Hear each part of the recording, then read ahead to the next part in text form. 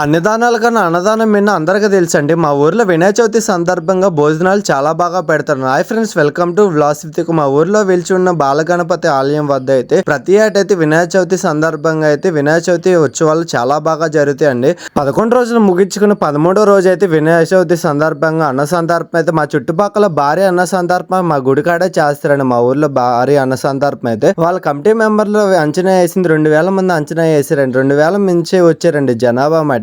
ఎంతమంది జనం వచ్చినా లోటు లేకుండా కమిటీ వాళ్ళు అయితే చాలా బాగా పెట్టారండి అన్న సంతర్పణ మట్టికి. ఆడవాళ్ళకి సెపరేట్ గా, మగవాళ్ళకి సెపరేట్ గా అయితే బఫీ సిస్టమ్ అయితే పెట్టారు. ఈ బఫీ సిస్టమ్ లో వాలంటరీకి అయితే చాలా మంది అయితే హెల్ప్ చేయడానికి వచ్చారండి. ఐటమ్స్ ఏమేమి పెట్టారు ఉన్నారు, పరవన్నం, పప్పు, పులిహార, అట్టికాయ బజ్జి, ములక్కాయ కూర, వంకాయ కూర, చాలా ఐటమ్స్ అయితే పెట్టారండి. ఇంకా ఈ అన్న సంతర్పణకి అయితే ఈ మామగారు పెద్దవాళ్ళు అయితే వంటలు అయితే చేశారండి. వీళ్ళదైతే భీముడాలు అంటే ఇంకా తర్వాత అయితే ఇంకా అన్న సంతర్పణ రోజు అయితే ప్రతి ఒక్కరు పండ్లు మానుకుని అయితే చాలా మంది అయితే హెల్పింగ్ నేచర్ గా అయితే వాలంటరీగా హెల్ప్ చేయడానికి అయితే వస్తారండి. కానీ మా అన్న సంతర్పణ ఏ లోటుపాట్లు లేకుండా అయితే చాలా బాగా జరిగింది. ఇంకా ప్రతి వచ్చే సంవత్సరం అయితే వినాయక చవితి వరకు వేచి ఉండాలని ఇంకా నా ఛానల్ సబ్స్క్రైబ్ చేసి, లైక్ చేసి, ఫాలో చేసి ఉంటాను. మరి బాయ్ ఫ్రెండ్స్.